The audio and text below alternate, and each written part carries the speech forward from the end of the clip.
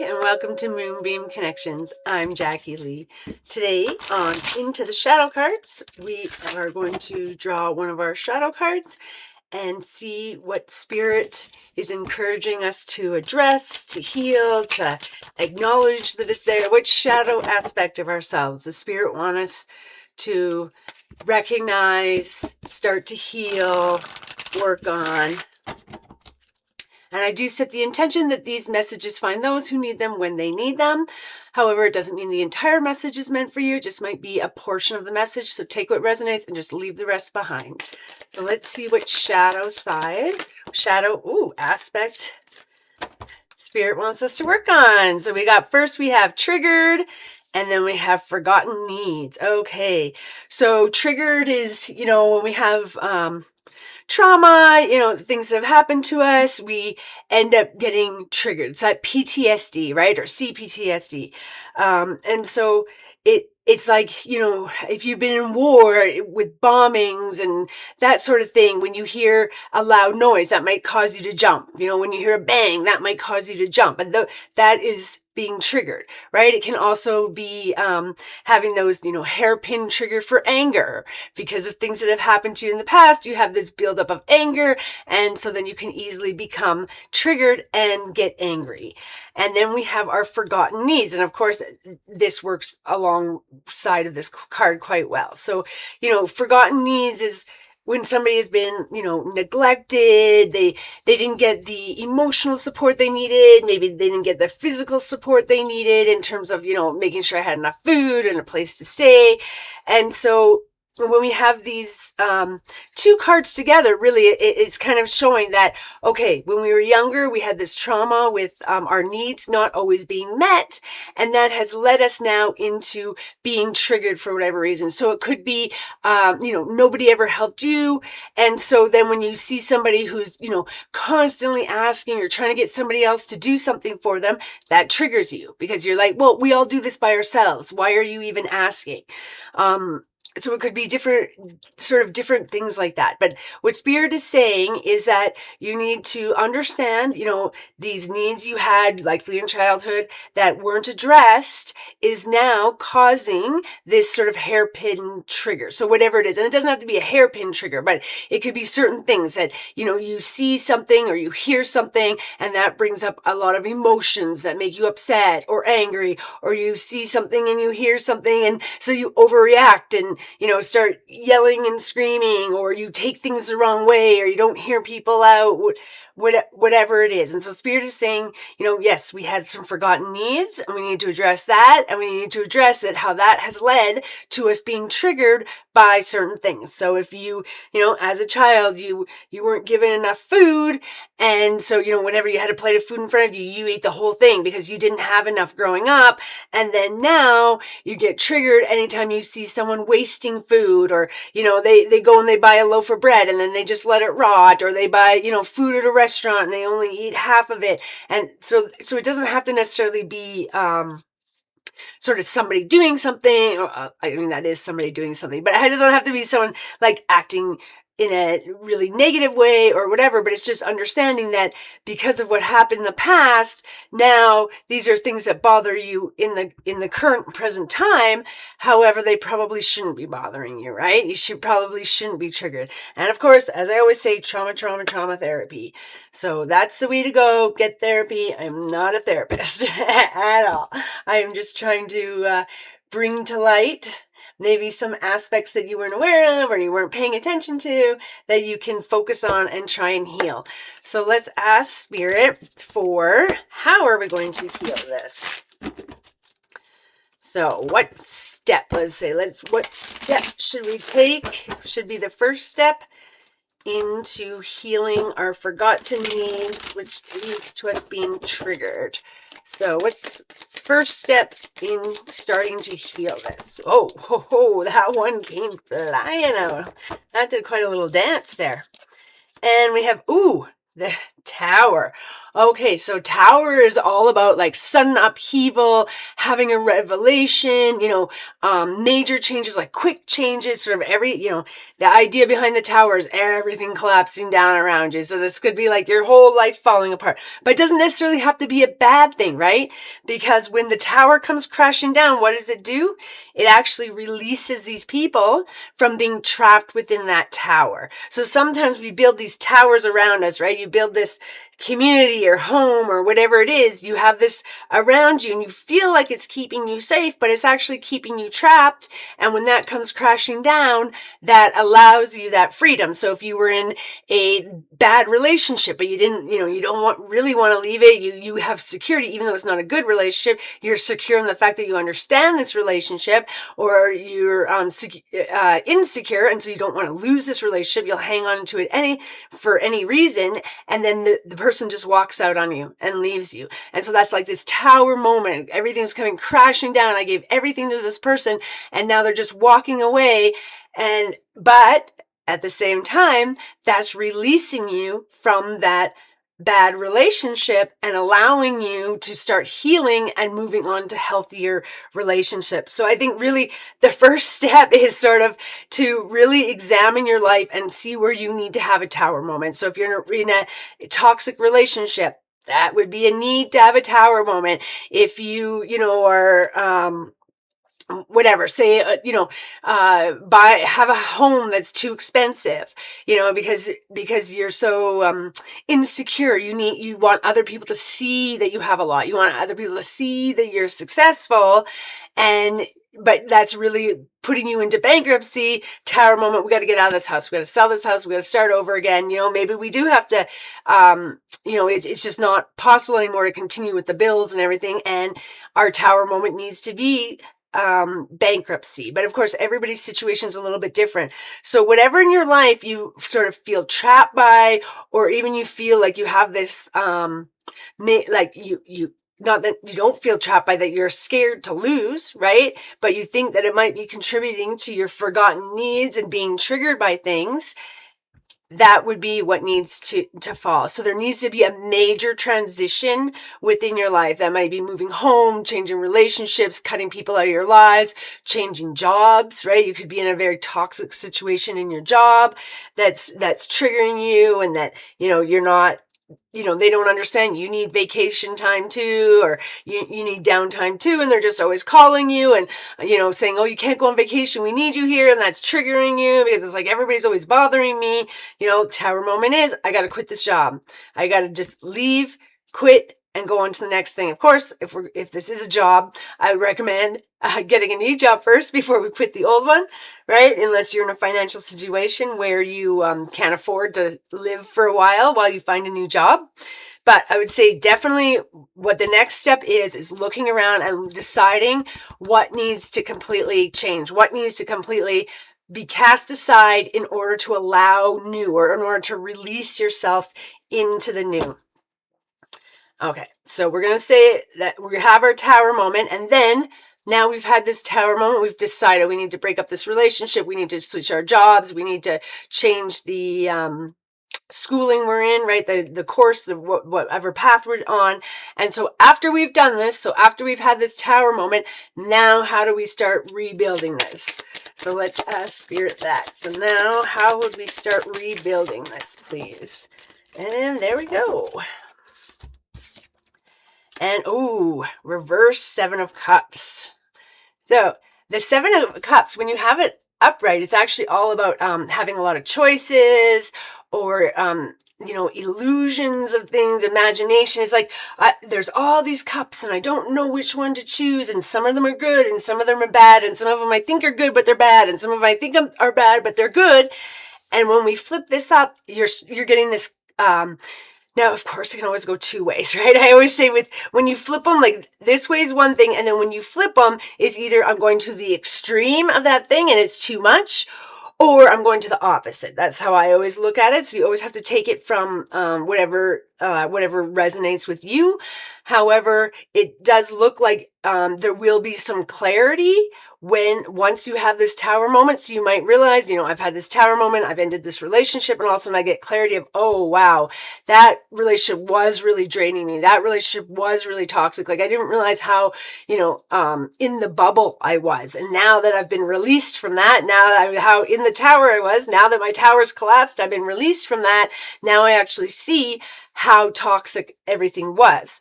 But it can also be about having a lot of temptations or being overwhelmed, right? By having choices. So it's like, oh, here it's like, oh, I've got all these choices. Let me decide. This is kind of fun. And we flip it around. It's like, oh my gosh, there's too many choices. I don't know which one's the right one. I don't know which one's the wrong one. I don't know what to do. And so once you've had this tower moment, you could find yourself in either situation. You could find yourself in this, I'm very clear and I know now, I'm not going to repeat that. I'm going to head this way. I've done this and I realize I want to go that way. Or it can be that you may get overwhelmed by, oh, what do I do now? Where do I go? I have all these choices in the world and I don't know which way to go. I'm debating. And so once you've had this tower moment, I think it's time to sit back and gain the clarity and figure out which direction you want to go. And it doesn't have to be permanent. Please don't think like, oh, I gotta pick a direction and that's where I'm going to go forever. No, just pick a direction. Even if you're unsure about that direction, right? Just be like, okay, at the moment, this looks like the best direction. So we're just going to start trying and moving forward, and we'll make adjustments as we need to, as things come up,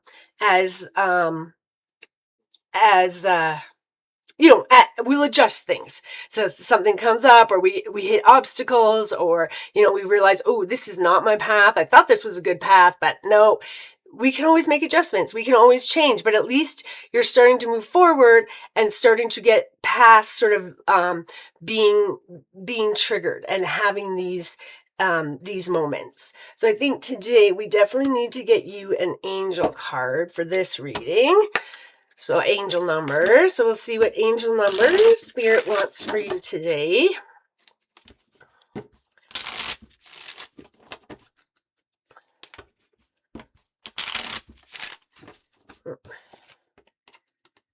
Shove that in there. Okay, angel number, please, for this reading. Oh, and that's a whole bunch of cards that went flying that way.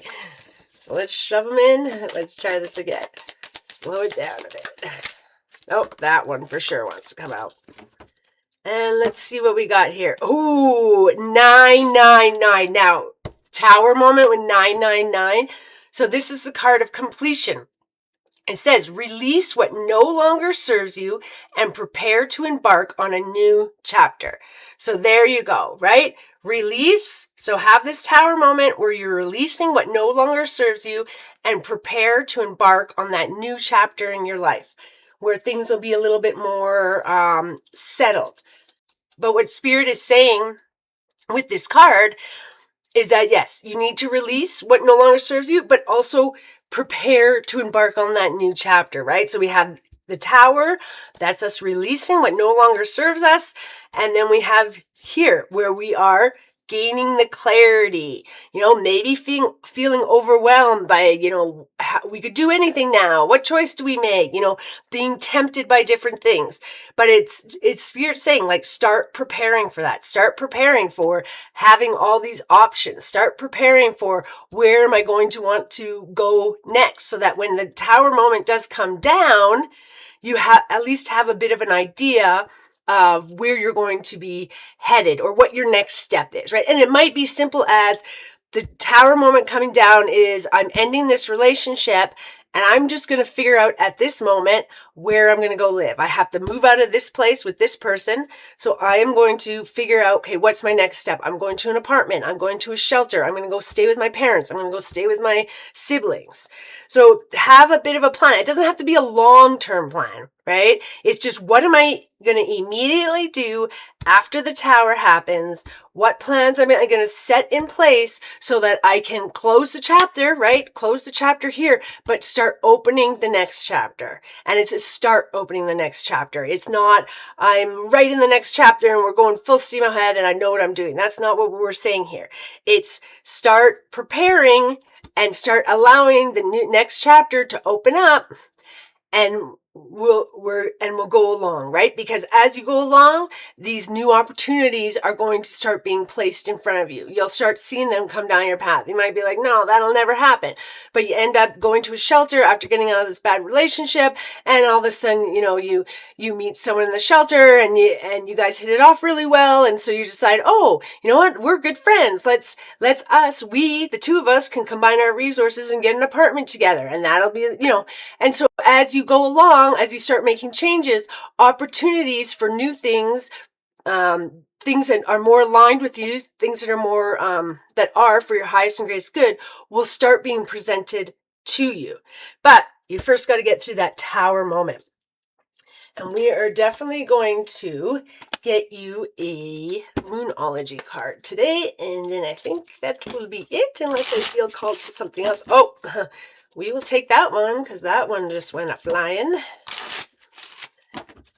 And we'll get one more after I'm done shuffling here. So can we get one more, please? Oh, there we go. Okay. So look at this one first here. And it's new moon in Scorpio. And this says, work through your fears. Okay, we're putting that right beside our tower, because obviously people are scared of a tower moment, right? Even when you're in a toxic relationship, a toxic environment, things aren't best for you, but you understand this, right? So you understand how to control. And you may not be in complete control, but I know what I'm supposed to do. I know how they're going to react. I know how this is going to happen. I know how that's going to happen. So I understand this situation. It can be very scary to leave a toxic situation and try and find that peace, because that peace feels odd. It's like, what? Why are things so calm? And it actually can ramp up your nervous system when things are, going too well or too peaceful, because you're not used to that. It's like, wait a minute, things are too peaceful. There has to be something that's happening. I'm going to get hit from left field, right? And you don't really trust it, or you're too nice of a person. You're too generous of a person. It's that kind of a thing. So you really do need to work through your fears. Again, trauma therapy.